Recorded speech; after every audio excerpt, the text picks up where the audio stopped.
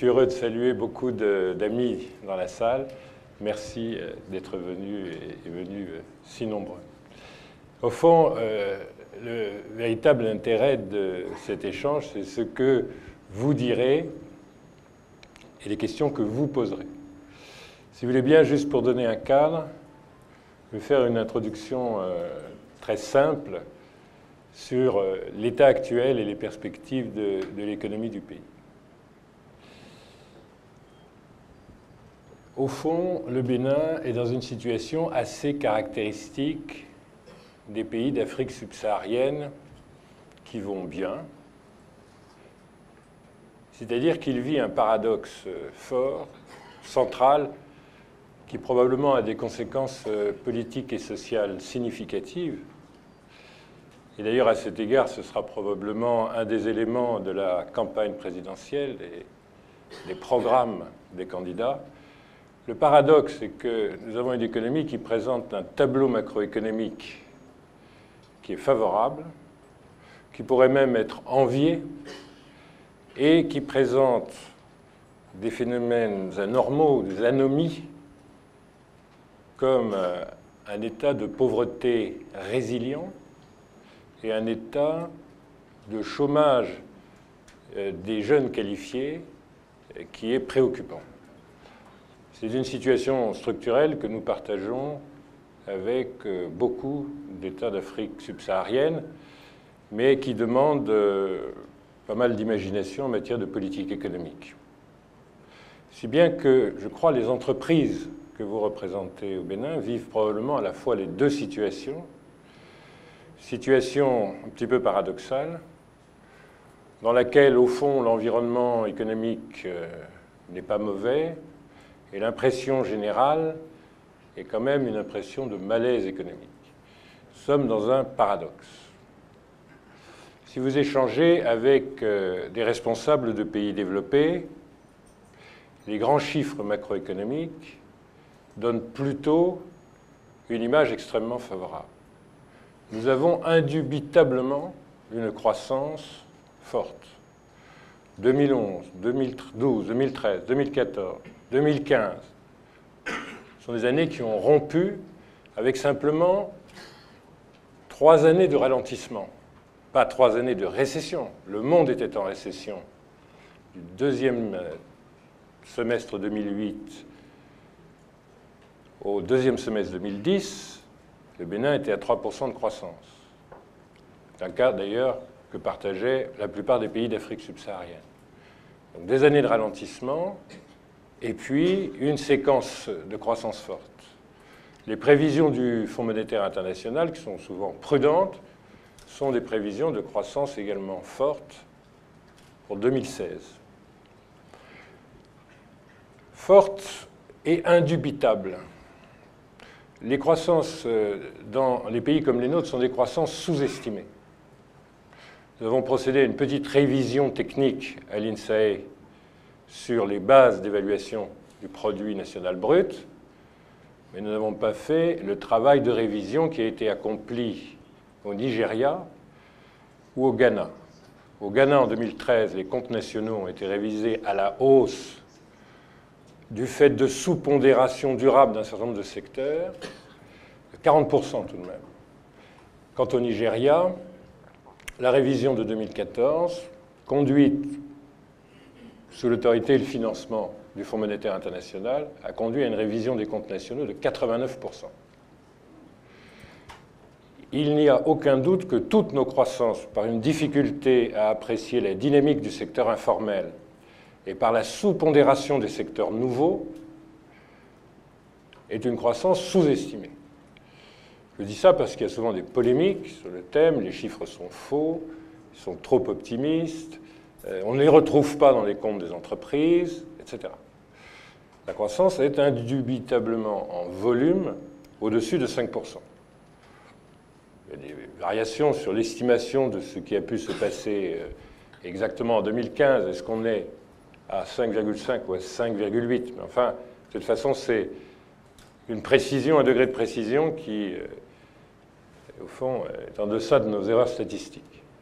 Bon, on a beaucoup de progrès à faire sur la comptabilité nationale. Notamment, on a besoin d'avoir des comptes trimestriels, ne serait-ce que pour avoir une bonne appréciation de la conjoncture. Aujourd'hui, on n'a pas de politique conjoncturelle parce qu'on n'a pas de mesure de la conjoncture. Donc ça, c'est un progrès à faire. Tous les bailleurs de fonds, tous les partenaires techniques sont prêts à nous aider à le faire. On a un bon appareil statistique au sens où on a des bons statisticiens, mais il faut qu'on mette les moyens de collecte de données qui nous permettent d'avoir des enchaînements trimestriels. Cette croissance est faiblement différente entre le volume et la valeur, étant donné que nous sommes un pays devenu sans inflation. Nous avons toujours eu des facteurs d'inflation modérés. Là, on est à 0%. En fait, on importe de la désinflation du fait de la baisse du pétrole, notamment, et un certain nombre de matières premières. Nous sommes importateurs nets de matières premières minérales et des hydrocarbures.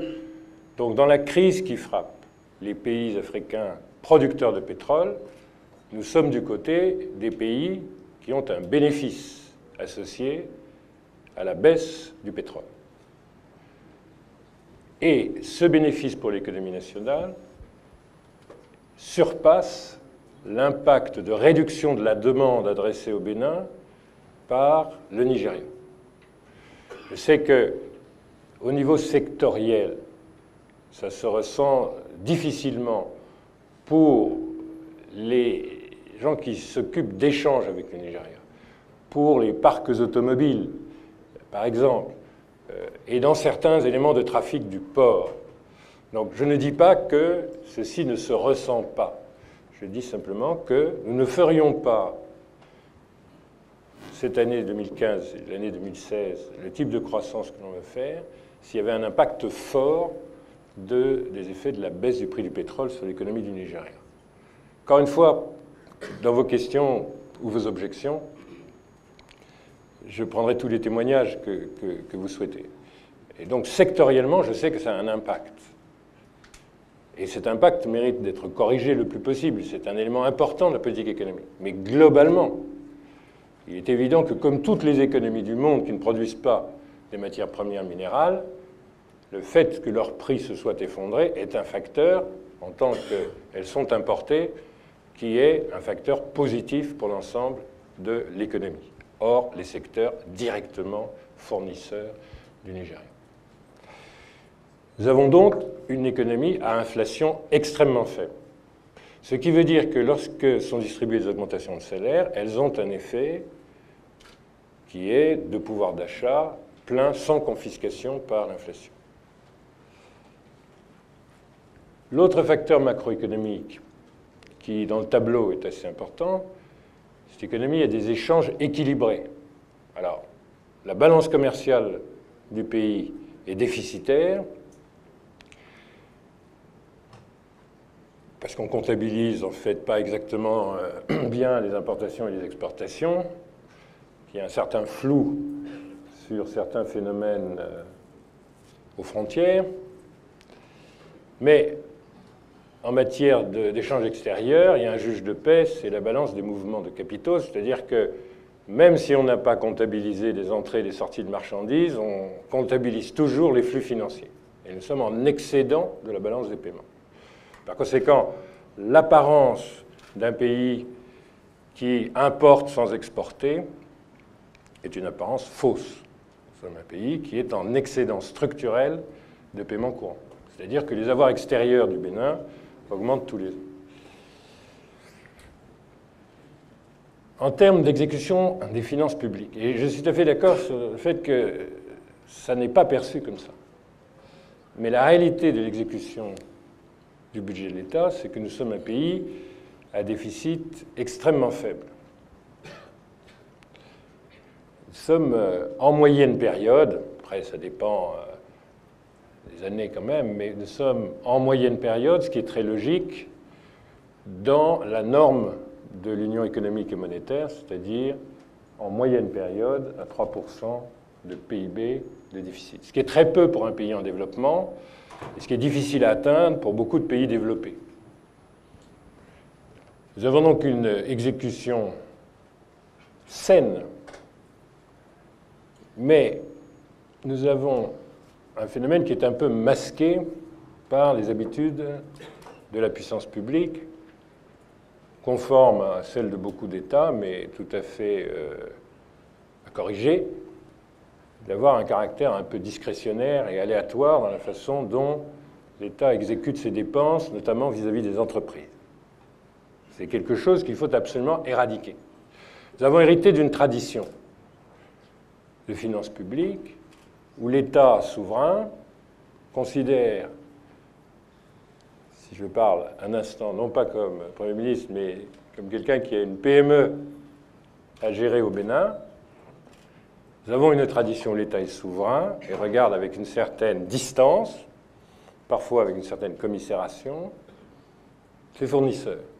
Bon, c'est quelque chose qui est à corriger avec vigueur. Avec vigueur. Parce qu'en réalité, nous avons une situation de finances publiques qu'il est très facile d'expliquer comme étant très saine. Quand vous faites 5% de croissance en volume, compte tenu des progrès tendanciels légers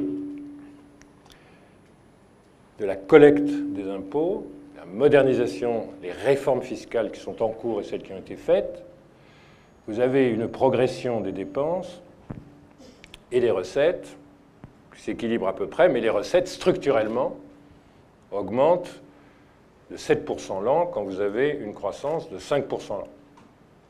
Ce qui est tout à fait logique. Après, il faut régler des dépenses pour qu'elles n'augmentent pas plus de 7% l'an, et en fait, c'est ce qui se produit. Il y a un facteur d'accélération de la dépense publique, c'est que nous recevons de plus en plus de flux d'aide publique au développement. C'est une situation qui est l'inverse de la tendance mondiale, mais qui concerne un certain nombre de pays africains, et il est clair que le Bénin, démocratie exemplaire, attire volontiers les engagements d'aide publique. Nous avons un prélèvement obligatoire d'ensemble sur le produit national brut qui est cantonné à 18% et qui est en très légère progression tendancielle annuelle, qui est très faible. Nous prélevons la moitié du prélèvement obligatoire mondial. La moitié. C'est pour ça que nous avons toutes les peines du monde à assurer la mobilité, la sécurité, l'éducation, la santé, parce qu'avec 18% de prélèvements obligatoires dans le PIB, nous avons une limite très importante à la capacité de l'État à jouer son rôle et accomplir ses fonctions régaliennes. Tout ça, si vous voulez, ce sont des chiffres qu'on retrouve aisément, si vous souhaitez les retrouver.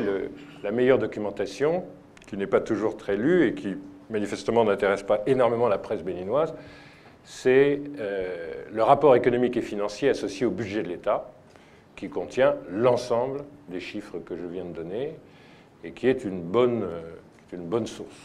À défaut d'aller à ce document un peu épais, vous allez très aisément aux données de la Banque centrale qui sont excellentes ou à la note annuelle de synthèse du Fonds monétaire international qui est une synthèse courte, extrêmement pratique sur l'économie du Bénin. Ces trois documents étant tous convergents, donc il n'y a pas énormément de doutes. Il y a une assiette étroite et des contribuables qui acceptent mal l'impôt. Donc, à ce moment-là, nous sommes dans un univers que nous pourrions améliorer au fil du temps en élargissant la base fiscale de façon que le poids de la fiscalité sur un petit nombre d'entreprises ne soit pas perçu comme un harcèlement fiscal et que nous puissions réduire un certain nombre de comportements de déviance par rapport à l'impôt. Mais quand vous prenez un pays qui a une croissance forte, des paiements extérieurs en excédent, puis un excédent continu, ça fait 20 ans qu'on est en excédent, pas un hasard de l'année, que vous avez une exécution des finances publiques sans déficit dans un univers sans inflation. Vous proposez ça à n'importe quel ministre de l'économie et des finances de pays développés, aucun n'atteint cela. Donc ça, c'est l'aspect positif et à certains égards attractif. Alors comment se fait-il que ce soit si peu ressenti et si peu perçu? Si peu, il ne faut pas exagérer, les investissements qui sont d'un taux élevé sont en forte progression. On a toujours une croissance de l'investissement privé à 2 chiffres, et en fait, chaque année, plutôt en moyenne période de 20% de croissance par an. Donc, et c'est le fait des entreprises qui sont des entreprises installées, donc la dynamique de l'investissement, c'est les entreprises installées, et l'arrivée de nouveaux investisseurs. Je suis désolé parce que la première partie du paradoxe a l'air un tout petit peu contre-intuitive, c'est-à-dire qu'il n'est pas certain que tous nos concitoyens vivent le pays comme ça, mais c'est les situations macroéconomiques d'ensemble.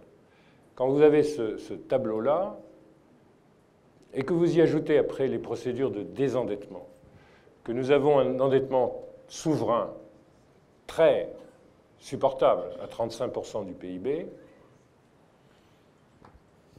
il pourrait y avoir l'impression qu'on a beaucoup de marge de manœuvre, beaucoup de degrés de liberté. Ce que je crois, d'ailleurs. Je crois qu'on a beaucoup de marge de manœuvre. Donc ça, c'est le tableau macroéconomique. Vous allez me dire, c'est de la science-fiction. Je vous raconte une histoire que vous ne connaissez pas.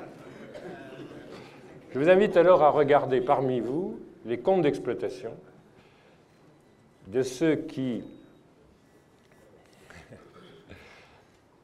parmi vous, participent des secteurs les plus dynamiques. Le secteur du bâtiment et des travaux publics est parmi les plus dynamiques. Il a une croissance à 2 chiffres continue.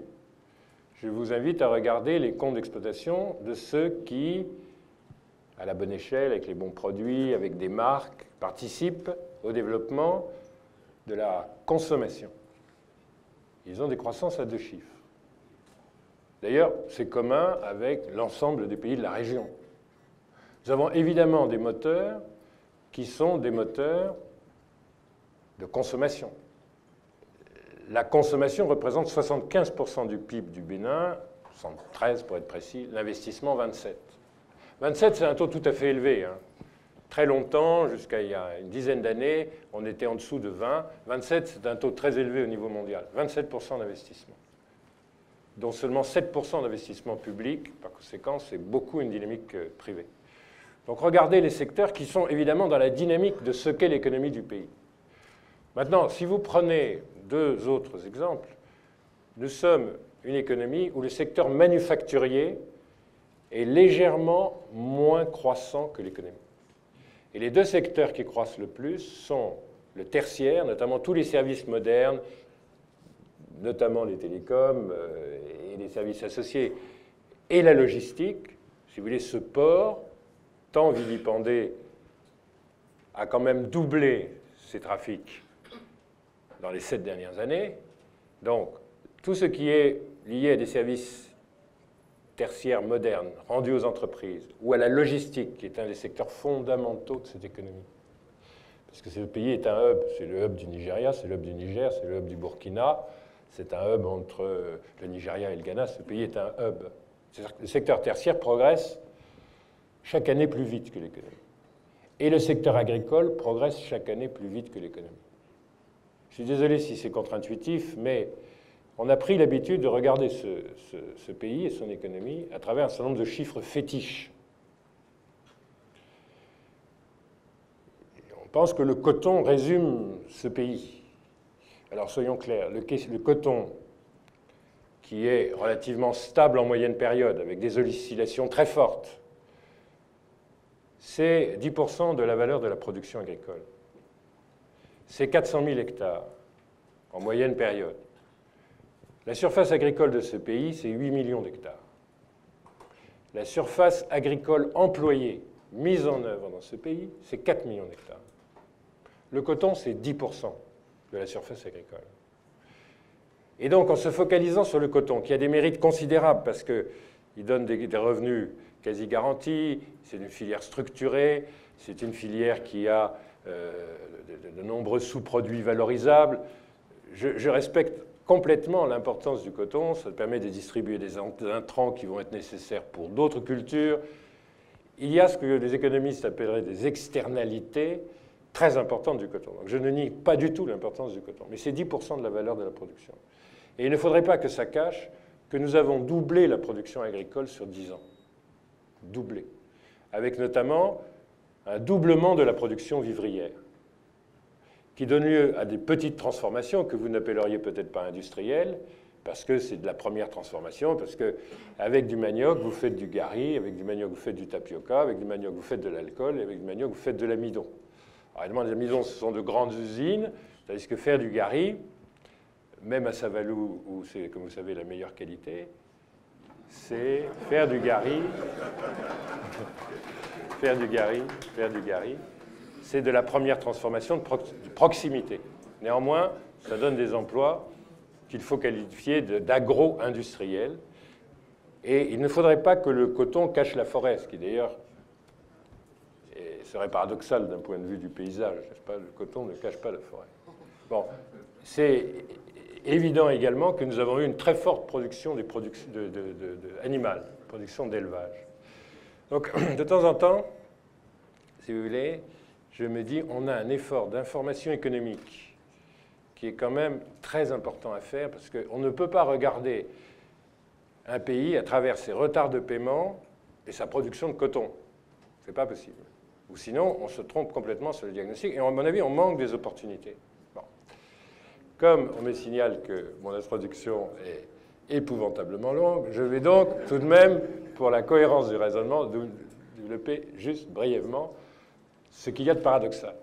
Le paradoxe, c'est qu'à ce niveau de croissance, nous ne réduisons pas la pauvreté. C'est-à-dire que la pauvreté non monétaire, qui est en fait la mesure de l'eau potable disponible, des kilomètres goudronnés, de la proximité de l'école, elle s'améliore, se réduit cette pauvreté très vite. On est un des pays d'Afrique où l'eau potable, qui n'est pas du tout suffisante, est néanmoins la plus proche des habitants, parce qu'on a fait énormément d'investissements dans ce domaine. Il y a donc des réalisations d'infrastructures qui se traduisent. Si vous voulez, on a construit 13 000 salles de classe. Bon, c'est plus que ce qu'il y avait il y a 10 ans. Donc il y a forcément un effort significatif. Mais la pauvreté monétaire, le revenu, le pouvoir d'achat des habitants ne s'est pas amélioré. C'est-à-dire qu'il y a beaucoup de gens, autour de 35%, autour d'un tiers de la population, dont la condition ne s'améliore pas et n'est pas différente substantiellement de ce qu'elle était il y a 20 ans. D'où cette impression que la misère ne recule pas. Mais soyons bien clairs à ce moment-là sur ce que ça veut dire. La seule façon de résoudre le paradoxe, c'est que si vraiment la richesse nationale a augmenté en moyenne, en valeur cette fois-ci, si on prend les années à inflation à 3%, on a plutôt augmenté de 7 à 8%, c'est-à-dire 2 fois la croissance démographique, laquelle s'accélère, comme vous le savez. Nous avons une croissance démographique qui s'accélère de décennie en décennie. Elle ne s'accélère pas parce que la fécondité augmente. La fécondité est en train de légèrement, tendanciellement baisser. Elle s'accélère, cette croissance démographique, parce que l'espérance de vie augmente. Ce qui d'ailleurs recoupe le fait que la pauvreté non monétaire recule. Mais la pauvreté monétaire, elle, est résistante, elle est résiliente. Et ça veut dire une société d'inégalité, soyons clairs. À partir du moment où le chiffre d'affaires des matériaux de construction augmente de 12% par an, dans un contexte plutôt de baisse de prix, donc 12% de chiffre d'affaires en plus, à partir du moment où vous voyez la circulation automobile, vous voyez les chiffres d'importation par le port, vous voyez tout ça qui confirme le niveau de richesse nationale en croissance, et que vous voyez la pauvreté qui, si elle fait quelque chose, tendanciellement augmente un peu, vous êtes obligé de conclure que la croissance, ça sert à faire des classes moyennes supérieures qui vivent mieux. Les gens qui vivaient presque bien se mettent à vivre bien. Les gens qui vivaient bien se mettent à vivre très bien. Et les gens, mais qui constituent une part très importante de la population, essentiellement rurale et suburbaine, qui vivent mal, vivent toujours mal. Et tant qu'on ne fera pas des politiques directement tournées vers la réduction de la pauvreté, une politique qui touche 100% des Béninois, type la gratuité de l'école primaire.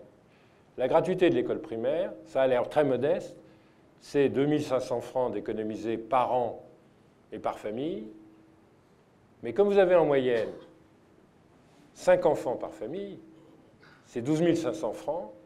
12 500 francs, c'est le prix d'un quintal de maïs à la production. La moyenne pour une petite exploitation, la moyenne paysanne, la moyenne de l'exploitation paysanne du Bénin produit 15 quintaux, 1,5 tonne de maïs, quand ils font du maïs, par an.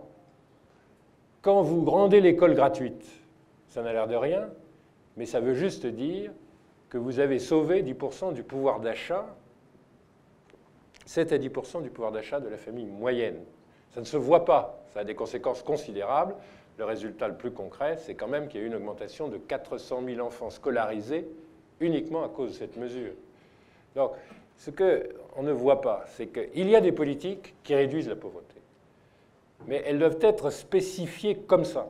La croissance, ça ne réduit pas automatiquement la pauvreté. La croissance, ça améliore la richesse, ce qui est tout à fait différent. Si vous voulez voir un pays en avance de 10 ans sur nous, parce qu'il a des hydrocarbures, vous regardez le Nigeria et vous verrez la même situation. Il y a des milliardaires en dollars au Nigeria qui sont en avance en matière d'inégalité sur nous.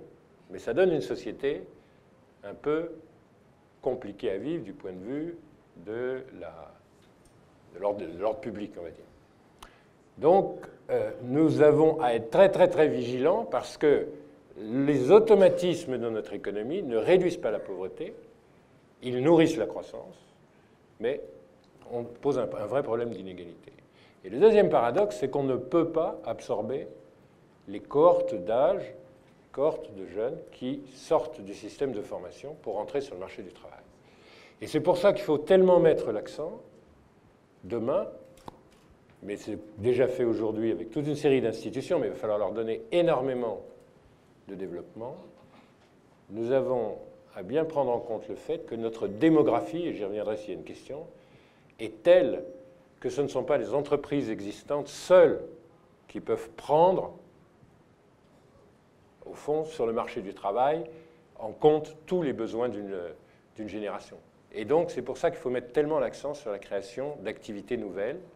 Mais pour ce faire, il faut que l'État accepte quelque chose qui ne le trouble pas énormément. Il faut que l'État accepte d'améliorer tous les paramètres de l'environnement des entreprises qui permettent d'en créer de nouvelles et qui permettent, ce qui est encore plus important pour l'emploi, à celles qui ont été créées récemment de pouvoir grandir. Et c'est ma conclusion sur ce paradoxe. Mécaniquement, nous n'absorberons pas le chômage. Mécaniquement, nous n'absorberons pas la pauvreté. Et même si nous faisons de la croissance par meilleure gouvernance, par peu de méthode, et on voit bien qu'il y a des espaces pour la meilleure gouvernance et pour la méthode, si nous faisons ces progrès, on peut atteindre une croissance à l'ivoirienne. Aujourd'hui, on est en croissance plus rapide que le Ghana parce qu'il a eu des déséquilibres, mais une croissance à la ghanéenne d'il y a 5 ans. Mais nous ne toucherons toujours pas au problème de la pauvreté et du chômage qui demandent des politiques tout à fait spécifiques, ciblées pour la réduction de ces deux phénomènes.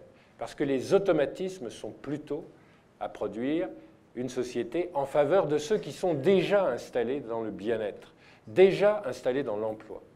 Alors là-dessus, je pense que tous les présidentiables, s'il y en a que le secteur privé intéresse, ce que j'ai entendu dire, tous les présidentiables dans ce pays doivent avoir un concours d'imagination parce qu'il faut, et il y a des politiques de réduction de la précarité dans le secteur informel, de des politiques sociales qui atteignent 100% des Béninois et non pas les mieux pourvus. Et donc, ce sont deux problèmes qu'il faut traiter absolument de façon distincte du reste, au fond, des politiques qui visent la croissance, parce qu'elles ne suffiront pas. Et là-dedans, il y a des politiques qui supposent un bien meilleur environnement des affaires, et l'État fait énormément en termes de développement d'infrastructures, peut très facilement améliorer l'environnement des affaires. Bon, c'est une question de volonté politique, c'est une question de process, c'est une question de numérisation de l'administration, enfin, il y a un certain nombre de choses, mais quand on regarde les pays qui nous entourent, beaucoup ont déjà, au fond, fait une partie du travail, ça n'est pas surhumain. Et je terminerai sur un mot, pour ne pas accroître l'exaspération de mes auditeurs. Il y a quand même un problème qui est non pas un goulot d'étranglement, parce qu'au fond, on ne peut pas dire à 5% de croissance qu'on a étranglé l'économie. Nous avons besoin d'un système financier qui finance l'économie. Ça a l'air trivial. Nous avons un système financier qui a bien des mérites, qui se développe énormément, qui finance de plus en plus l'État, qui finance un certain nombre de grandes signatures privées, qui finance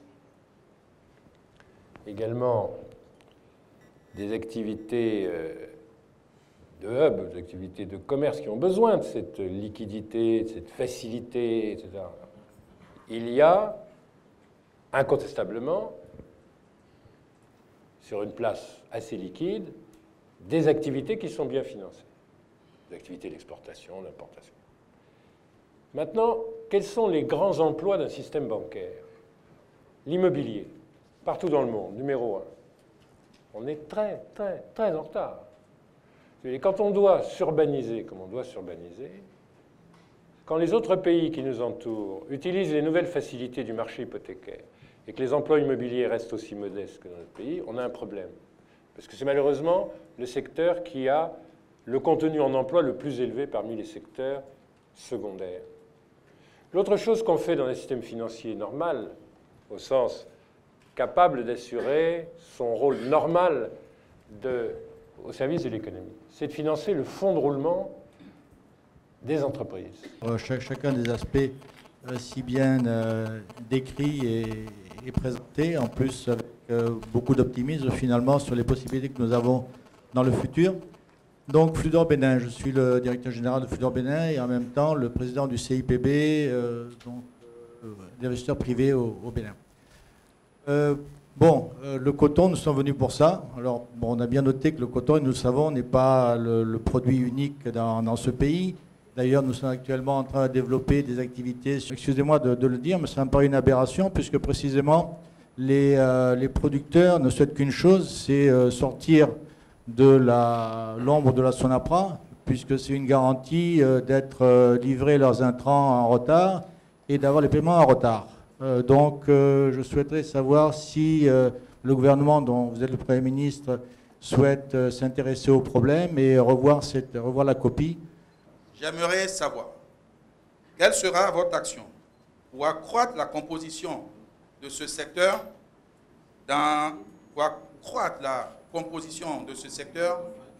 participation de ce secteur dans la composition du produit intérieur brut. Je voudrais plutôt endosser mon manteau du président de la CONEB, la Confédération nationale des employeurs du Bénin, pour vous dire que lorsqu'on a fait un constat comme le vôtre, comme ce que vous venez de faire, et que vous laissez entendre un modèle économique nouveau, j'aurais tellement souhaité vous voir ou vous entendre aller au-delà de ce que nous avons comme politique économique, qui aille dans la transformation de notre modèle économique. Et j'allais dire, à partir de maintenant, on ne peut plus rester dans le modèle économique géré ou généré par les différentes politiques en Afrique. S'il vous est possible de revenir là-dessus, je serais très curieux de savoir en quoi le nouveau modèle économique dont vous avez laissé un petit peu entendre les perspectives, en quoi de façon très concrète on peut les apprécier. J'ai retenu une belle phrase. Vous avez dit, l'idéal pour ne pas absorber la pauvreté ou le chômage, l'État doit améliorer tous les paramètres qui permettent de créer l'emploi. notre secteur meurt. Pour ne pas dire, certains secteurs sont morts déjà. Et quand je prends pour exemple les huiles végétales qui sont passées sous le coup d'un monopole, alors que nous sommes dans un État qui doit garantir les emplois. Vous avez parlé tout à l'heure de la pauvreté, parce que les gens qui sont dans le secteur informel, il y a derrière des familles et tout. Vous avez parlé aussi d'une opportunité à laisser une chance aux entreprises de pouvoir grandir. J'aimerais savoir quelles sont les réformes, quelles sont les démarches que le gouvernement envisage pour trouver un juste milieu et pour régler ce problème. Par rapport à la fiscalité, qu'est-ce qui pourrait être fait pour améliorer tout ça? Et puis l'accompagnement aussi du secteur financier, les banques et tout ça, des PME, parce que les PME, bon, c'est la majorité, mais rien n'est fait pour accompagner justement ce secteur. Je voudrais très rapidement résumer nos problèmes les plus cruciaux. Dans le tourisme, tout à l'heure, j'ai constaté que vous maîtrisez assez le problème, puisque vous avez parlé du Gari de Savalou, que vous connaissez, qui est le meilleur. Donc c'est quelque chose d'assez pertinent que tout le monde connaît. Oui. Donc, je voudrais vous dire que nous avons un problème crucial dans le tourisme. Merci franchement à vous tous. Malheureusement, on ne pourra plus donner la parole à tout le monde. Je voudrais donc que vous me permettiez au Premier ministre de répondre à vos préoccupations. Et je suis sûr qu'il va l'élargir de façon à ce que toutes les personnes qui n'ont pas pu poser des questions puissent avoir des réponses à leurs préoccupations. Merci beaucoup. Merci beaucoup pour ces questions qui permettent effectivement de parler du présent et de l'avenir et pas s'arrêter à la photographie un peu paradoxale de tout à l'heure. Monsieur le Président Ribou, sur le zonage, il y a une dimension économique et une dimension politique. On ne vit pas de façon désincarnée dans un calendrier imaginaire. Le zonage est évidemment une solution. Les études l'ont montré,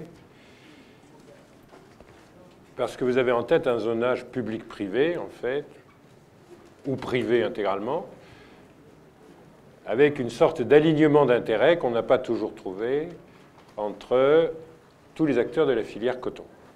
Un alignement d'intérêts. Il est dans l'intérêt des exploitants agricoles de recevoir les meilleurs intrants au plus bas coût et non pas les moins bons intrants au prix le plus élevé, parce qu'il y a un alignement d'intérêts entre le fournisseur d'intrants et l'exploitant, et il y a un alignement d'intérêts avec les greneurs. Bon. Et puis, il y a un alignement d'intérêts avec des acteurs rationnels qui valorisent tous les coproduits. Et ça, c'est une évidence économique. C'était établi par tous les rapports, c'est un progrès économique. Si on n'a pas d'alignement d'intérêts, si le producteur d'intrants a intérêt à ce qu'il ait un prix de monopole, si les greneurs ont intérêt à avoir une position de monopole, très peu d'incitation sur la qualité, ils jouent contre les exploitants agricoles. Si on donne des monopoles partiels de transport, on joue contre les exploitants agricoles. Donc c'est quelque chose de simple, c'est l'absence de conflit d'intérêts sur toute la chaîne. On a une chaîne de valeur, il faut assurer un alignement des intérêts, et en général, soit c'est mutualiste, soit c'est public-privé, soit c'est privé, mais c'est rarement public. Et si c'est public, ça donne toujours des dégâts très connus dans la théorie économique si on concède des monopoles privés. Bon. Donc il faut trouver un système qui ne soit pas le monopole privé du coton. Normalement, un étudiant de première année de sciences économiques sait que ça va donner des catastrophes. Maintenant, on peut en revanche faire des situations exclusives pour protéger la capacité d'investir dans des zones qui vont rester en compétition. Et à condition qu'on puisse porter d'une usine à une autre, si on n'est pas satisfait de la prestation, et qu'on ait une liberté de se fournir, même si on massifie les achats, de se fournir, si on n'est pas satisfait du système. C'est une des grandes solutions, je suis évidemment très favorable. Après, il y a un calendrier politique. Vous parlez de faire évoluer une grande entreprise publique, et vous parlez de zones du pays, puisque c'est très concentré en fait la production cotonnière. Ça n'est pas 20% de la surface agricole utile. La surface agricole utile, c'est 8 millions d'hectares. Et nous sommes à 4 millions. Nous avons 4 millions d'hectares de terres arables non utilisées. Donc c'est bien, sur la surface agricole exploitée, c'est bien 10% seulement. Donc c'est assez concentré. Donc c'est quelques zones. Donc c'est quelque chose qui se fait dans un certain calendrier politique où il est possible, avec les organisations de producteurs et tous les gens qui ont un intérêt à ce que s'alignent sans conflit leurs comptes d'exploitation respectifs, qu'on va y parvenir. L'enjeu, il est très simple. Avec ce genre de management, il est probable qu'on obtiendrait une augmentation significative des rendements, des emblavures, de surfaces emblavées, une rationalisation du système de transport, qui répondrait aussi à la question sur la flotte de camions, une rationalisation du système de transport, avec un État qui serait bien mieux inspiré de construire des ponts dans la zone cotonnière et d'y construire des routes, et de se contenter d'y construire des ponts et des routes, et qui, au total, parce que la production augmenterait, serait un État de baisser les prélèvements sur la filière cotonnière tout en augmentant les recettes fiscales, parce qu'il y aurait une augmentation de production. Est-ce que c'est un modèle inimaginable? Mes souvenirs du temps que j'étais banquier conseil et que je conseillais le Burkina, c'est qu'il y a des raisons pour lesquelles le Burkina est à 700 000 tonnes aujourd'hui. Donc il y a un alignement d'intérêts entre la société nationale, qui a un rôle désormais plutôt d'encadrement, et toute une série de prestataires privés et les exploitants agricoles réunis dans des coopératives puissantes, d'ailleurs également politiquement très puissantes. Et donc, on n'a pas besoin d'aller chercher nos modèles très loin de nos frontières. Il y a un élément très important. Au lieu de distribuer des subventions aux intrants, à travers une baisse du prix des intrants, négocier avec les marges au fond, enfin avec les progrès de gouvernance que ça exigerait pour que ce soit parfaitement rationnel. Et de les apporter, vous avez dit, trop tard aux paysans. Mais c'est vrai que statistiquement, on constate que ça arrive un peu tard. Un des grands avantages, ça arrive tard, c'est que ça permet de les négocier dans des conditions différentes qui ne facilitent pas la gouvernance. Qu'a fait le Nigeria? Le Nigeria est passé pour chaque exploitant par le mobile pour lui donner un droit à subvention sur les intrants. De façon qu'il aille chez son marchand d'intrants de proximité, chercher les intrants qui ne sont pas les mêmes pour le manioc, pour l'igname, etc., qui ne sont naturellement pas ceux du coton, et qui ne sont pas les mêmes selon la fertilité du sol, en trouvant auprès d'un secteur privé diversifié et local exactement la solution technique qu'il voulait, au prix qu'il voulait, et en déchargeant par son mobile la subvention individuelle. Ça n'a l'air de rien, ça change tout. Par rapport à une filière semi-intègre, par rapport à une filière, effectivement, qui pose des problèmes bureaucratiques, vous avez tout d'un coup un alignement d'intérêts. Vos engrais vous reviennent beaucoup moins chers, et toutes vos semences, beaucoup moins chères, sont beaucoup plus adaptés, et arrivent exactement au moment où vous les voulez. Si vous avez décidé de les stocker 3 mois à l'avance, vous n'êtes pas dépendant d'une décision. Bon. Première année, il y a eu un léger progrès, parce qu'il faut que tout le monde s'y mette. Les opérateurs, les banquiers, les finances publiques, enfin les gestionnaires du trésor public. En année 2, et ça se poursuit, et c'est la raison pour laquelle l'économie du Nigeria absorbe le choc pétrolier beaucoup mieux que les autres économies pétrolières, et cette année, ils ont quand même fait 4% en 2015 de croissance, malgré un choc pétrolier effroyable. C'est que ça a diversifié, développé énormément l'économie agricole du Nigeria. Son bilan, c'est en année 2, 22 millions de tonnes de vivres de plus commercialisées au Nigeria. 22 millions de tonnes. Pour vous donner une idée, le Bénin a fait des progrès considérables. On est à 11 millions de tonnes de vivres. La Côte d'Ivoire, qui était loin devant nous, est maintenant peu devant nous, à 15 millions de tonnes. les 22 millions de tonnes, c'est simplement l'accroissement. C'est l'incrément rendu possible par une gestion numérisée, par une gestion financièrement avec des coûts de transaction extrêmement faibles, en recourant à un système privé diversifié et simplement en proportionnant ses besoins au prix qu'on veut payer et en étant exactement dans ses besoins et exactement au moment qui convient.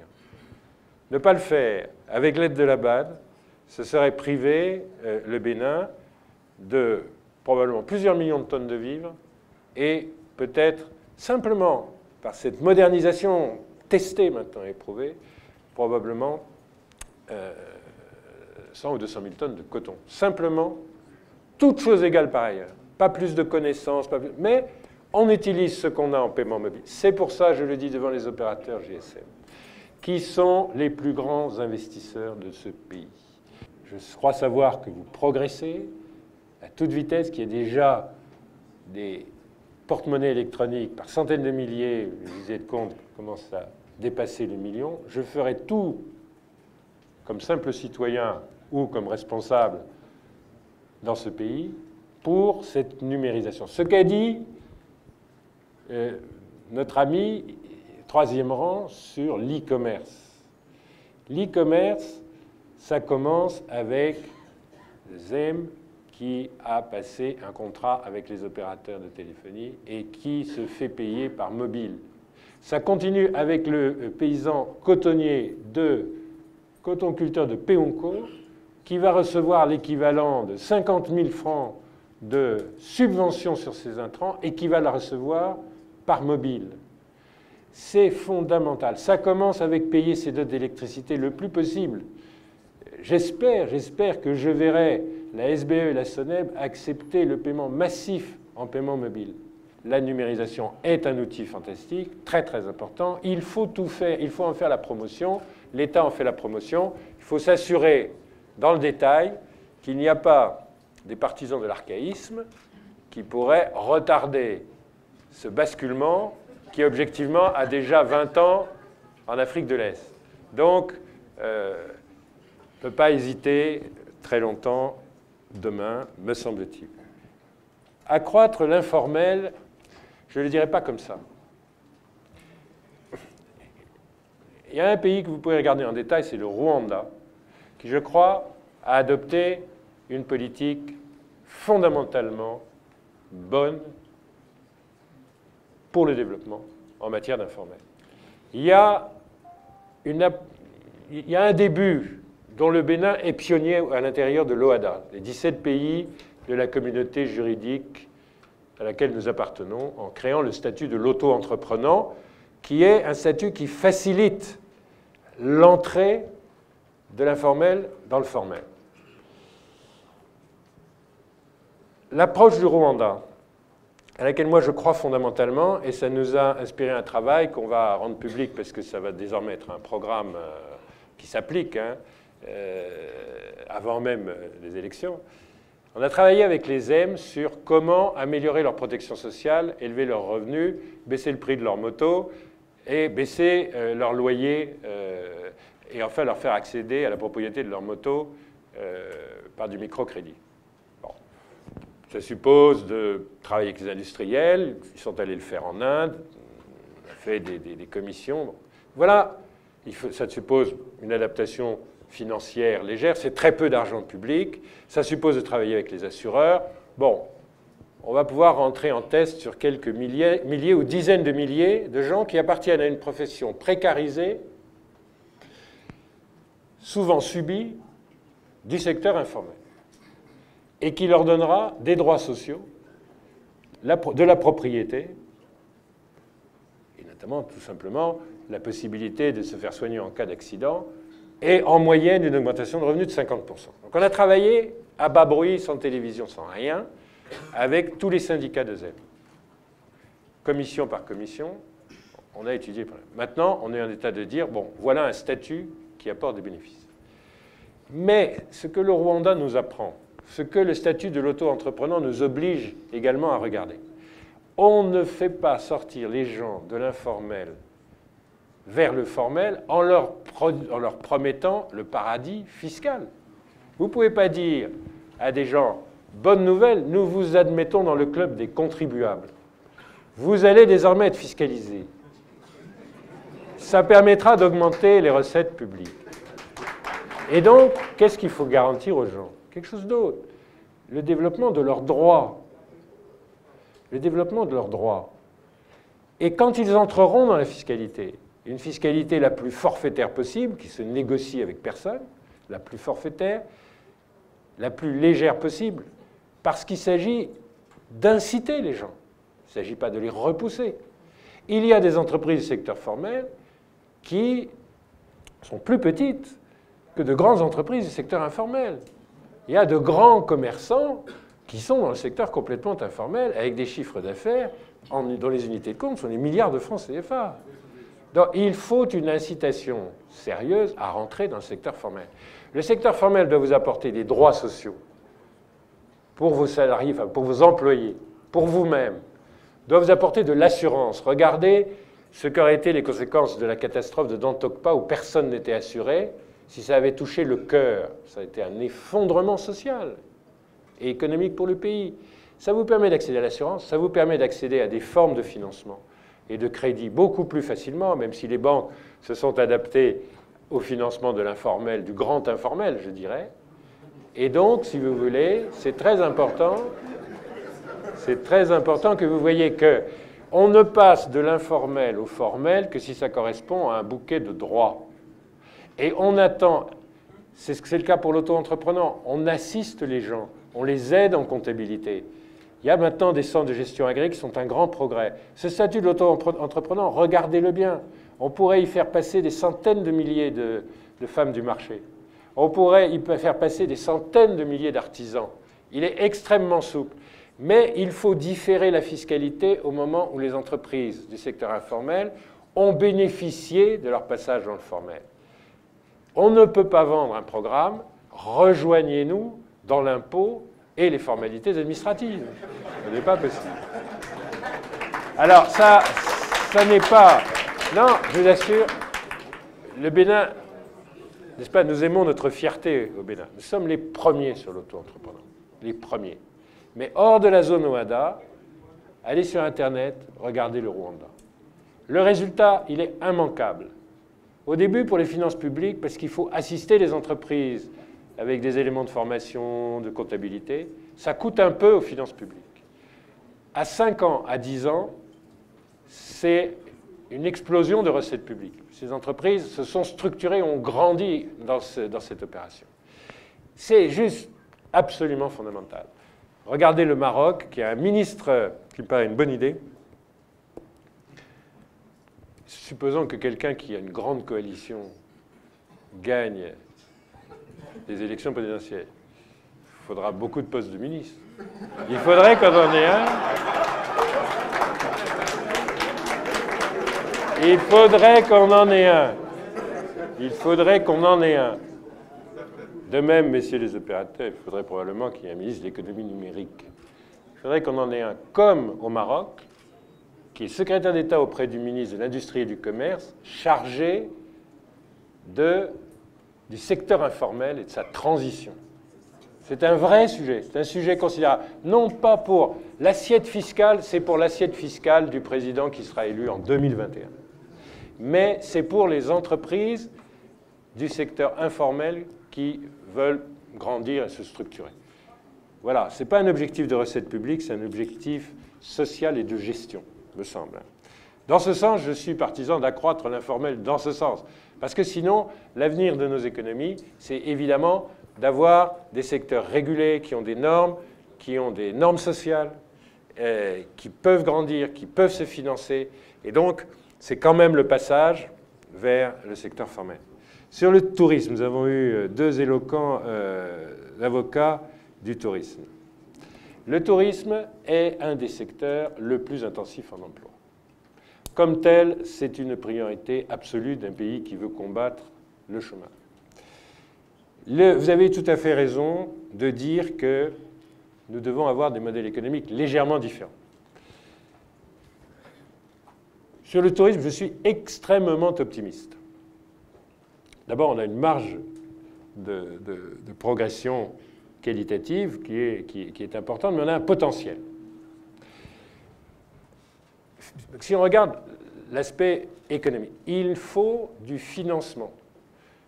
Ça, puisque vous voulez me faire parler en candidat qui serait responsable encore dans 90 jours et non pas en Premier ministre dont le CDD est terminé.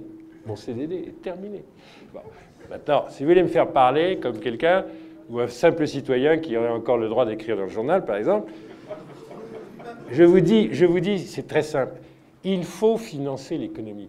Si vous voulez, moi, ça me paraît relativement évident et trivial. Ça n'est pas le cas. Une entreprise de tourisme, qu'il s'agisse de tourisme solidaire, assez simple, qui ne demande pas énormément de capital, ou d'hôtels 4 étoiles en main béninoise, ou d'hôtels et d'autres activités, ça demande du financement parce que ça demande d'être capable de financer sur plusieurs années l'investissement, qui est quand même lourd, et le fonds de roulement, comme toutes les activités. Si on n'a pas un fonds souverain, mais le Nigeria a un fonds souverain, le Gabon a un fonds souverain, le Botswana a un fonds souverain, par contre, si j'inventais la poudre, si vous voulez, hein, si on ne fait pas ce qu'ont fait tous les pays d'Asie, d'utiliser leurs excédents structurels de systèmes sociaux, de systèmes de retraite, pour construire pour les générations suivantes un instrument de capital, mais on n'accompagnera pas les entreprises, point. Ce qu'il faut, c'est pouvoir investir dans une entreprise sans en déposséder son propriétaire au moment où il a besoin d'ouvrir le capital, qui correspond soit au moment où il se lance, ça c'est pour les start-up, c'est une composante particulière très risquée et finalement assez rentable. Ou, chose beaucoup plus importante encore pour l'emploi, pour ceux qui veulent grandir, qui veulent réinvestir. Moi, je pense que dans la politique économique de Bénin de demain, c'est de ça que vous voulez faire parler, le financement est clé. Ce n'est pas parce que je suis financier. Si vous n'avez pas de crédit des PME au siège de la commune, si vous n'avez pas de microcrédit rural dans l'arrondissement, on ne fera pas de développement local. Moi, je pense qu'il faut financer l'économie. Je pense que c'est absolument fondamental. On va signer, je ne sais pas qui d'ailleurs, parce que je ne connais pas son nom, mais d'ici 2-3 mois, l'un des tout premiers crédits de la Banque mondiale sur le tourisme, infrastructure de tourisme. J'espère que la banque a fait le tour des professionnels du tourisme. Bon. Et quand même, ça va être une enveloppe entre 50 et 100 millions de dollars. Il n'y avait pas de guichet du tourisme. Tout le monde considérait que le tourisme, ce n'était pas une activité économique comme les autres. C'est juste un apporteur de devises essentielles, des métiers dans lesquels, très variés, dans lesquels on peut commencer non qualifié et finir directeur général. Et il n'y en a pas tant que ça. Et surtout, c'est intensif en emploi. Maintenant, la Banque mondiale le reconnaît. Maintenant, la Banque mondiale le finance. Ça va être un des tout premiers prêts de ce nouveau guichet, entre 50 et probablement 60 millions de dollars.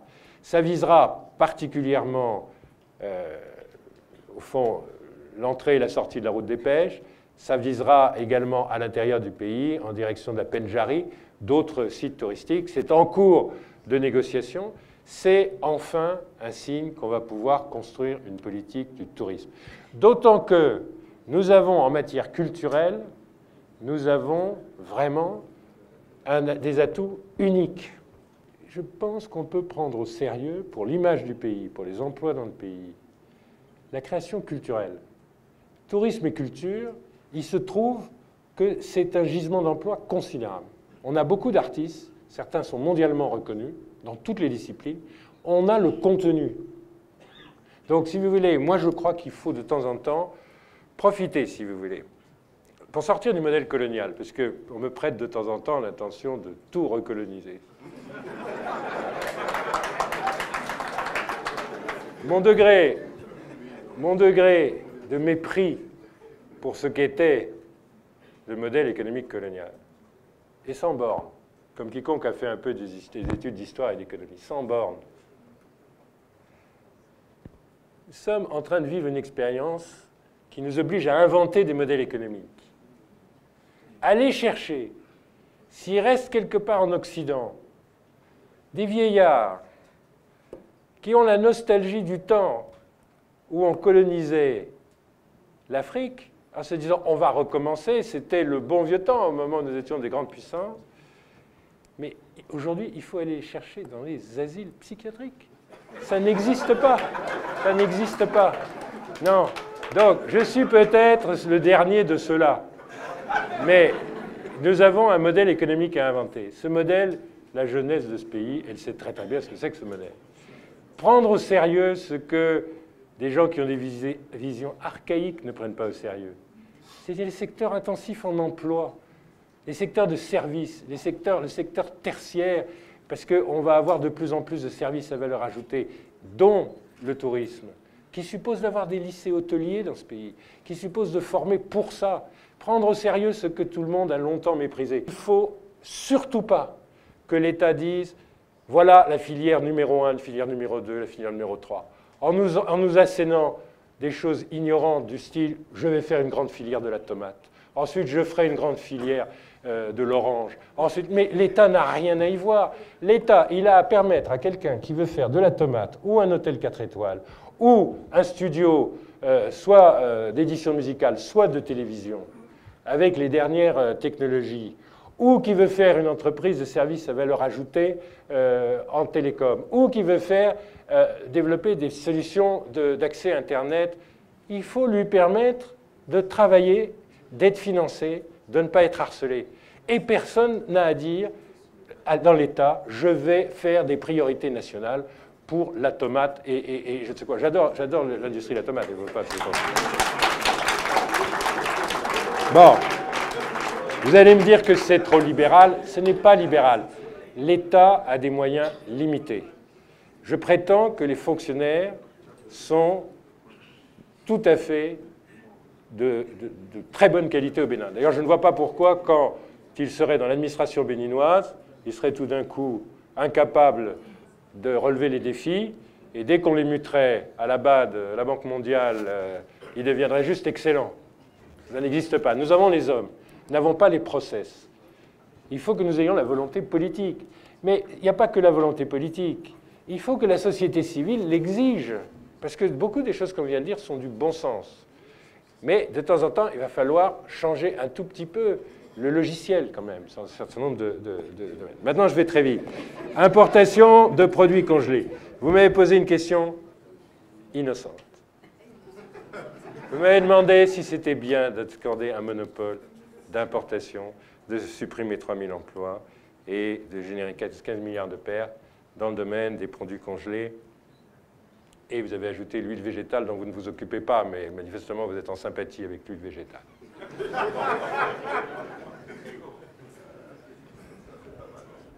C'est une question que vous avez choisie au hasard. Moi, je ne vais pas vous faire une réponse ad hominem. Je vais vous dire, c'est une situation intolérable. Pourquoi? Parce que nous devons être un État de droit. Dans l'État de droit, il y a des lois sur la concurrence. Nous avons des lois sur la concurrence. Et d'ailleurs, quand on n'a pas en droit interne de loi, on peut utiliser d'autres textes, d'autres jurisprudences. Donc on ne manque pas de droit de la concurrence. Et on a dans l'OHADA de plus en plus de dispositions de droit de la concurrence extrêmement précises. C'est vrai, on n'a pas encore de tribunal de commerce. Si quelqu'un posait une question sur le statut des PPP, c'est vrai que le projet de loi est écrit et qu'il n'est pas encore passé à l'Assemblée. Et pour le tribunal de commerce et pour les PPP, il faudrait que ça cesse de devenir des serpents de mer et que ça puisse vraiment rentrer dans les faits. En plus, maintenant, vous avez vu que le budget a été voté par 75 députés sur 83. Et donc, il y a pour l'instant, pour encore quelques jours, une majorité assez large de fait. Bon. Nous avons besoin d'être un État de droit. Un État de droit est un État qui applique ses lois. La loi sur la concurrence, quand on est un État libre de marché, une économie de marché, est une table de la loi.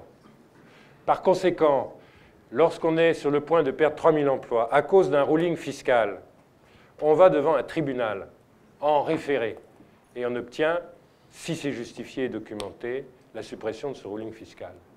Voilà, on a besoin de sécurité judiciaire. Si dans 5 ans, si dans 10 ans, on n'a pas plus de sécurité judiciaire, notamment en matière de droit de la concurrence, on on aura perdu la bataille du développement. Donc la question est de savoir si on veut la gagner. Alors, vous avez posé la question de la préférence nationale. Ça, c'est tout à fait autre chose. Moi, je pense qu'il faut préférer la production nationale à l'importation. Je pense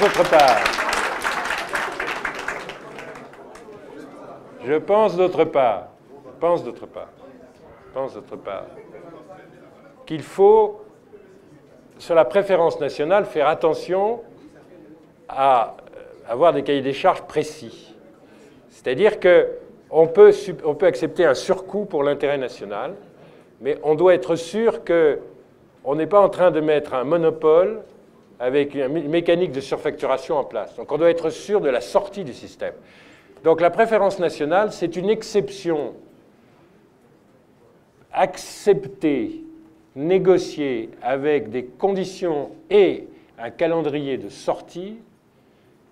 On en a fait beaucoup dans les télécoms dans le monde, et il faut d'ailleurs continuer d'en faire à certains égards, en laissant à celui qui a fait les premiers investissements le temps d'avoir une préférence avant de mutualiser des efforts. Enfin, on sait à peu près exactement comment on peut limiter la concurrence pour une préférence de contenu d'emplois locaux, nationaux et de progrès de l'économie. C'est affaire à dose homéopathique, la préférence nationale.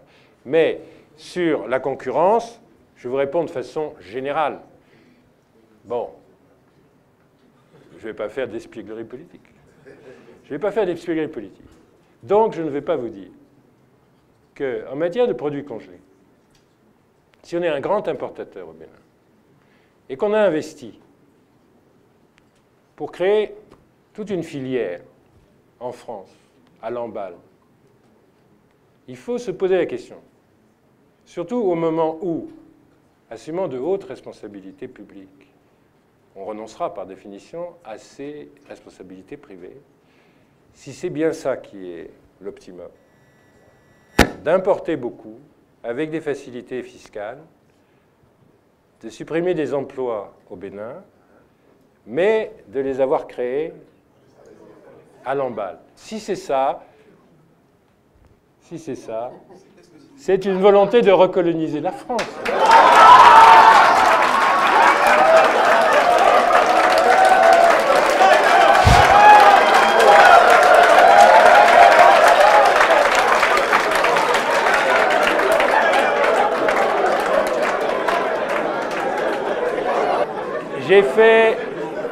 J'ai fait le serment de ne jamais répondre à aucune attaque.